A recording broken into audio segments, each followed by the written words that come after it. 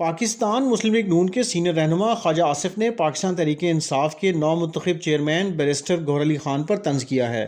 خواجہ آصف نے سماجی رابطے کی سائٹ ایکس پر نومنتخب چیئرمین پی ٹی آئی کی پاکستان پیپلز پارٹی کی جانب سے الیکشن امیدوار والا پوسٹر شیئر کیا اور لکھا کہ تحریک انصاف کے نئے چیئرمین کے 2008 سے 2022 تک 14 سال آصف زرداری قائد رہے اور 2022 میں وہ پی ٹی آئی میں آئے۔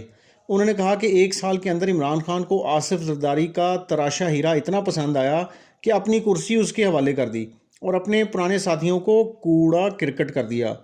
ان کا کہنا تھا کہ عمران خان اپنے پرانے ساتھیوں پر اعتبار کرنے کے لیے بھی تیار نہیں ہیں۔ جس شخص نے ساری عمر لوگوں کو دھوکے دیے ہوں اس کے لیے دوسروں پر اعتبار کرنا مشکل ہوتا ہے۔ انہوں نے مزید کہا کہ یہ پی ٹی آئی کے رہنماؤں اور کارکنوں کے لیے کوئی شرم کوئی حیا کا مقام ہے۔ خیال رہے کہ گزشتہ روز پاکستان تحریک انصاف کے انٹرا پارٹی الیکشن میں بیرسٹر گوہر علی خان بلا مقابلہ چیئرمین منتخب ہو گئے تھے۔